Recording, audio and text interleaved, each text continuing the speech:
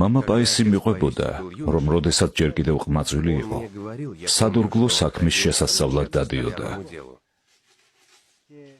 როდესაც სწავლას მორჩებოდა,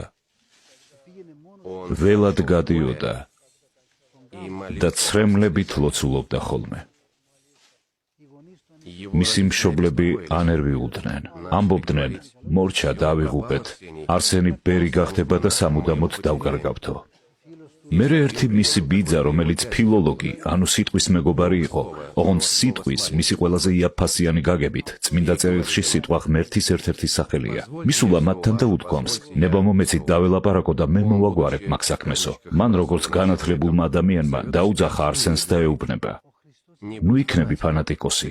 ქრისტე ბუმბერაზი ადამიანი იყო, მაგრამ ის, როგორც ბუდა, როგორც მუჰამედი, ისევე იყო ადამიანი. ნუ იტყვი, რომ ის ღმერთი იყო. თავიდან არსენი შეეწინააღმდეგა და უთხრა, არა, მე მჯერა ქრისტესი. მაგრამ შემდგომ ამ თესლმა ცუდი ნაყოფი გამოიღო. ეშმაკმა მისი ცდუნება დაიწყო და მან ლოცვა შეწყვიტა. ვერ იძინებდა, წვალობდა, ეჭვები ტანჯავდა. მაგრამ შემდეგ მან გადაწყვიტა, ღმერთი არის თუ არ არის, მე მაინც მეყვარება ქრისტე და მაინც ვილოცებ. და ერთხელ ადგა და ლოცვაზე წავიდა. ის ტირილით ლოცულობდა. მაგრამ ეჭვები ჯერ კიდევ უღრნიდა გულს და მოსვენებას არ აძლევდა. იქვე მახლობლად წმინდა ბარბარეს სამლოცველო იყო.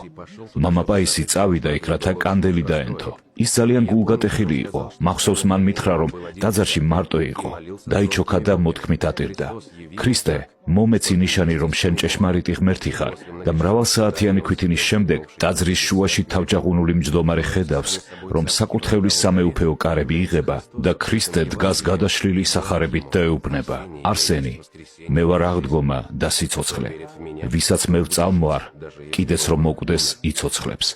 და რასაც ის ამბობდა, იგივე ეწერა სახარებაში, რომელიც მას ორივე ხელით ეჭირა. ამის შემდეგ ქრისტე გაუჩინარდა და მაშინ არსენმა იგრძნო, რომ მისი სული დამშვიდდა. მან მიიღო ის უწყება.